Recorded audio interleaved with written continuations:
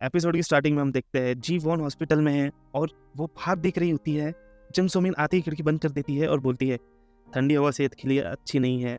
जी von, तुम आज भी बहुत सुंदर हो, तुम मेरे साथ ही रहना, नहीं तो मैं तुम्हें माफ़ नहीं कर सकती। जी वॉन उसे थैंक्स बोलती है और कहती है, मेरी शादी मेरे लिए अनलकी है, लेकिन तुम मेरे साथ हो। जंग सोमिन कहती है, ऐसा क्यों बोल रही हो, मिन हुआन एक अच्छा पति है। जी वॉन बोलती है, वो मेरे साथ चीटिंग कर रहा था और मुझे टेक्स्ट किया था कि वो मुझे बहुत प्यार करता है और मुझे मिस कर रहा है, लेकिन उसने तुरंत ही उसे डिलीट कर दिया। जी वॉन जंग सोमिन की रेड शो की तरफ देखकर कुछ सोचने लगती है। तभी जंग सोमिन कहती है, तुम्हें चाहिए तो मैं मिन हॉन से बात करती हूँ। तब जी वॉन कहती है, नहीं, मेरे लिए तुम ही काफ़ी हो। उसी दौरान नर्स की आवाज़ आती है, ट्रांसफ्यूजन रूम में जाने का टाइम हो चुका है। जंग सोमिन बोलती है, इस मेडिसिन से तुम्हें कुछ हर्ट नहीं होगा। सीन चेंज होता है और हम कीमोथेरेपी रूम की ओर देखते हैं। जी वॉन कीमोथेरेपी सेशन लेते हुए बेड में लेटी हुई होती है और सोच रही होती है, मुझे याद नहीं है मैं कब खुश थी, मुझे सिर्फ 6 या 12 महीने का ही टाइम दिया गया है, अब सब कुछ पॉइंटलेस लग रहा है। अब हम देखते हैं जी वॉन की शादी के दिन।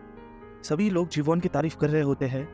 जी वॉन की सास बोलती है, तुम्हें अपनी मॉम ने घर के काम सही से नहीं सिखाए हैं और इसमें तुम्हारी गलती नहीं है, अब से मैं तुम्हें सब कुछ सिखाऊंगी।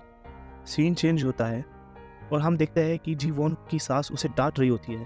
कहती है, तुम्हें मैंने मिन वॉन के लिए चुना है ताकि तुम मुझे पोता दे सको, तुमसे वो भी नहीं हो पा रहा, और उस पर कॉफ़ी गिरा देती है।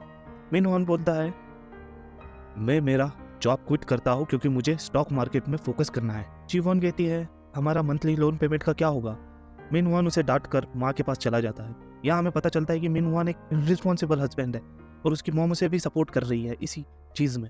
जी वॉन की प्रोफेशनल लाइफ भी इससे बेहतर नहीं थी। उसका बॉस उसे डांटता है क्योंकि जी वॉन वर्क में उतना फोकस नहीं कर पा रही थी उसकी पर्सनल लाइफ के कारण। तभी उसे नोज ब्लीडिंग शुरू हो जाती है। घर में मिन वॉन गेम खेल रहा होता है और सभी और कचरा पड़ा होता है। जी वॉन कहती है, मैंने वॉशिंग मशीन सुबह स्टार्ट की थी, तुमने कपड़ों को बाहर निकालना चाहिए था। मिन वॉन गुस्सा होकर चला जाता है। तभी जी वॉन का पेट दर्द शुरू होता है। हॉस्पिटल में डॉक्टर उसे कहते हैं कि ये 4th स्टेज गैस्ट्रो कैंसर है। वहाँ घर पर मिन वॉन की मॉम मिन वॉन से कहती है, तुमने क्यों उससे शादी की है। मिन वॉन कहता है, जी वॉन मर जाएगी तो मेरे लिए खाना कौन बनाएगा। मॉम कहती है, अब टेक्नोलॉजी एडवांस हो चुकी है। और जी वॉन से कहती है, तुम कंपनी में तब तक काम करोगी जब तक तुम एडमिन ना हो जाओ, ज़्यादा इमोशनल ड्रामा करने की ज़रूरत नहीं है। अगले सीन में एक औरत जी वॉन से कहती है, तुम्हें दुखी होने की ज़रूरत नहीं है, तुम्हारी फ्रेंड बहुत ही अच्छी है। तब जी वॉन कहती है, हाँ, मेरी फ्रेंड जंग सोमिन बहुत ही अच्छी है, वो मेरे ही कंपनी में मैनेजर है। तभी हमें जंग सोमिन को दिखाया जाता है, वो कार में कहीं जा रही होती है। वो सीधा जी वॉन के हस्बैंड के पास जाकर उसे हक करती है।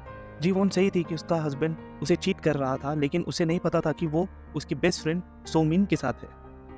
डॉक्टर बोलता है, तुम्हें हॉस्पिटल पेमेंट सेटल करके यहाँ से डिस्चार्ज लेना पड़ेगा, लेकिन जी वॉन के पास पैसे नहीं थे। वो मिन वॉन को कॉल करती है लेकिन वो नहीं उठाता। वो उसे बिल पेमेंट करने के लिए टेक्स्ट मैसेज करती है। हॉस्पिटल के बाहर जी वॉन पिंक फ्लावर पेटल्स को देख रही होती है। तभी उसकी कैब आ जाती है जो उसने घर के लिए बुक की थी। गाड़ी में ड्राइवर बोलता है, तुम बहुत सिक लग रही हो लेकिन जल्दी ठीक हो जाओगी। तब जी वॉन बोलती है, मैं मरने वाली हूँ, ठीक नहीं हो सकती। मेरे बचपन में ही मेरे मॉम डैड की डेथ हो चुकी थी, मेरा कोई भाई बहन नहीं है, एक पति है जो भी मेरा ना रहा, अब कोई ना होना ही बेहतर लग रहा है। सो एटलीस्ट मैं मेरे हॉस्पिटल बिल्स तो पे कर सकती थी, कोई लोन की झंझट ही ना रहती। तब ड्राइवर बोलता है, तुम्हें तुम्हारा रास्ता अंत तक अच्छी तरह जानना चाहिए। ऐसा कहकर वो गाड़ी दूसरी ओर घुमा लेता है। जीवन कंफ्यूज हो जाती है, बोलती है, ये गलत रास्ता है। ड्राइवर बोलता है, मुझ पर भरोसा रखो, मैं तुम्हें अच्छे रास्ते ले जा रहा हूँ। फिर कैब एक टनल के अंदर चली जाती है। बाहर आती ही सब रास्तों में पिंक फ्लावर्स ट्री दिखाई देते हैं। ड्राइवर उसे घर तक पहुंचाता है और उसे पैसे देकर कहता है, ये तुम्हारे डैड की तरफ से है, ऐसा सोचकर रख लो। आज मेरा लास्ट वर्किंग डे है, इसलिए मैं तुमसे पैसे नहीं ले रहा, तुम्हारे साथ अब सब कुछ अच्छा होगा। घर जाती ही जी वॉन सोमिन के रेड शूज बाहर दिखती है। अंदर सोमिन बोल रही होती है, मिन वॉन, तुम बहुत ही स्मार्ट हो, तुमने कैसे कैंसर इंश्योरेंस ले लिया। मिन वॉन कहता है, जी वॉन के डैड कैंसर से मरे थे, वो भी सीख लग रही थी इसलिए मैंने इंश्योरेंस उसके नाम से ले लिया था, अब काम आया। मर जाएगी तो मुझे बहुत सारा पैसा मिलेगा, उससे हम तुम्हारे लिए डिज़ाइनर बैग ले लेंगे और घर भी खरीद सकते हैं। जीवन बहुत ही इमोशनल हो जाती है और चिल्लाने लगती है, लेकिन मिन वॉन को कोई फर्क नहीं पड़ता। दोनों वहाँ से बाहर जाते हैं। सोमिन जी वॉन के पास जाकर उसे सॉरी बोलती है और कहती है, तुम्हें मरना चाहिए, जो जिंदा है उसके बारे में तो सोचो, इतना सेल्फिश मत बनो। तब जी वॉन सोमिन को मारने लगती है। मिन वॉन आकर जी वॉन को धक्का मारता है जिससे वह जमीन पर गिर जाती है और वहाँ रखी टेबल से टकरा कर गई चोट की वजह से वहीं मर जाती है। अगले सीन में हम देखते हैं मिन वॉन जी वॉन से बात कर रहा होता है और जी वॉन होश में आते ही उससे मारने लगती है। तभी उसका बॉस उसे रोक देता है। जी वॉन अपनी शक्ल मिरर में देखकर और भी घबरा जाती है और नीचे गिर जाती है। तब फिर से उसका बॉस उसे आकर संभालता है। तब सोमिन वहाँ आ जाती है। जी वॉन को फिर से याद आता है कि कैसे उसने उसे धोखा दिया था। जी वॉन वहाँ से भाग जाती है। टेयर केस में फिर से गिरने से उसे बॉस आकर फिर से बचा लेते हैं। जी वॉन को सब कुछ कंफ्यूजिंग लग रहा था। बिलबोर्ड देखते हुए उसे पता चलता है कि टाइम पीछे जा चुका है। अभी वो मिन वॉन से मैरिड नहीं है। उसी की तरह जी वॉन का बॉस भी कंफ्यूज था। उसे पता नहीं चल रहा था कि जी वॉन ऐसा अजीब बिहेव क्यों कर रही है। वो उसे उसके घर ले जाता है। जी वॉन घर आती है और फ्रिज खोलकर देखती है सब पैकेजेस में एक्सपायरी डेट 2013 लिखा हुआ था। उसे पता चलता है कि वो पास्ट में है। उसकी यादों में ये समय बीत चुका था। तभी डोरबेल बजती है। वो देखती है कि बॉस उसके लिए सब सामान लेकर आए हैं। वो नूडल्स खाती है और सोचती है ये सब एक ड्रीम है या सच। मेरी यादों में मैं 2023 में मर चुकी थी, लेकिन अब 2013 चल रहा है। वो सोचने लगती है ये ड्रीम नहीं हो सकता। मैं मैनेजर यू जी हुक को जानती हूँ। General manager Yu Ji Hook 2021 में यूएन की कंपनी का सीईओ बनने वाला है। इसके बारे में अब कोई नहीं जानता।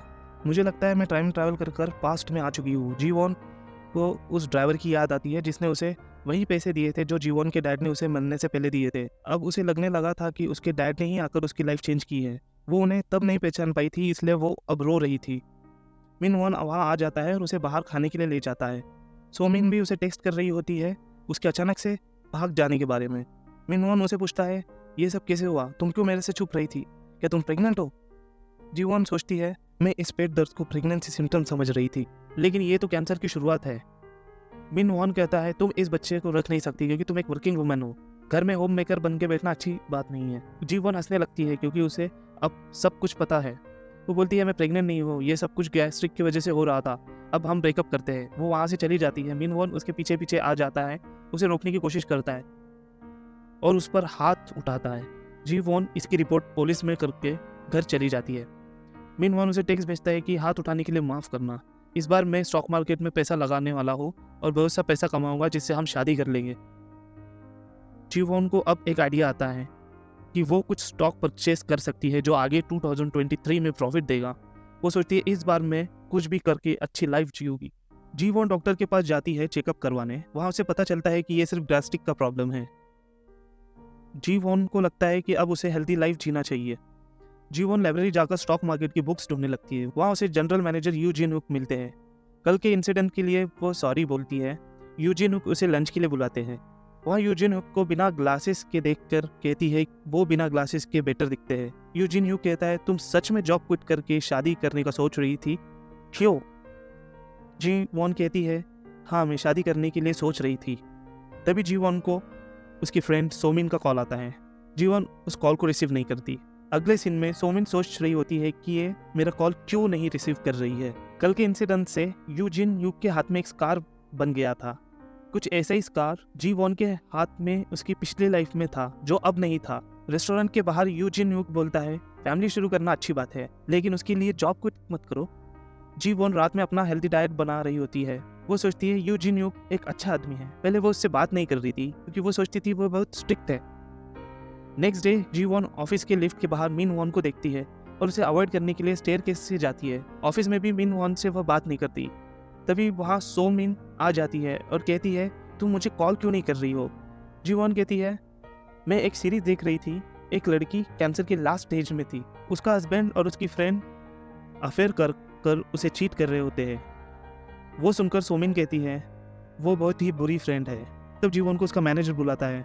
उसे जी वॉन की प्रेजेंटेशन अच्छी नहीं लगी थी, इसलिए वो उसे डांट रहा होता है। बोलता है तुम कुछ ठीक से नहीं कर सकती, तुम्हारा ड्रेसिंग सेंस भी ठीक नहीं है।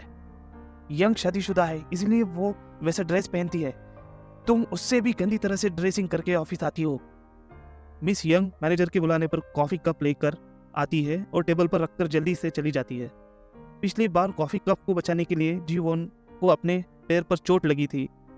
इस बार वो संभल कर कप को गिरने से बचाती है और वो सोचती है कि वो अब चीज़ों को ठीक कर सकती है। ऑफिस में फिर से मिन वॉन जी वॉन से बात करने की कोशिश करता है। जी वॉन से बचकर भागने लगती है और टेबल से टकराने ही वाली होती है कि यू ची युक उसे आकर बचा लेता है। जीवन सोचती है उसने उसी जगह पर चोट लगने से 2 बार बचा लिया है। वो वॉशरूम से बाहर आती है, फिर से मिंग वान उसके पीछे पड़ जाता है। इस बार वो भागती है, उसे चोट लग जाती है उसी जगह। वो सोचती है कि उसने कितना अवॉइड किया, बट सेम उसी जगह उसे चोट लगी गई। इसका मतलब ये है कि कितना भी अवॉइड करो फ्यूचर नहीं बदल सकता।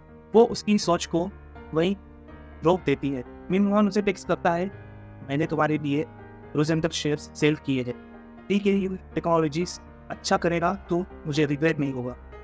तब जीवन को लगता है फ्यूचर में जो भी होने वाला है वो होकर ही रहेगा, लेकिन वो किसी के साथ भी हो सकता है। इसका मतलब ये है कि जीवन के साथ जो होने वाले इंसिडेंट्स है वो किसी के साथ भी हो सकते हैं। तभी सोमिंग वहाँ आ जाती है। जीवन सोचती है मैं मेरे साथ जो होने वाले इंसिडेंट्स है वो सोमिंग के साथ रिप्लेस कर सकती है, वो मिंग वान के साथ उसे शादी करवा कर। यही इस एपिसोड का एंड होता है। नेक्स्ट एपिसोड का एक्सप्लेनेशन देखने के लिए प्लीज सब्सक्राइब करिए और लाइक करिए।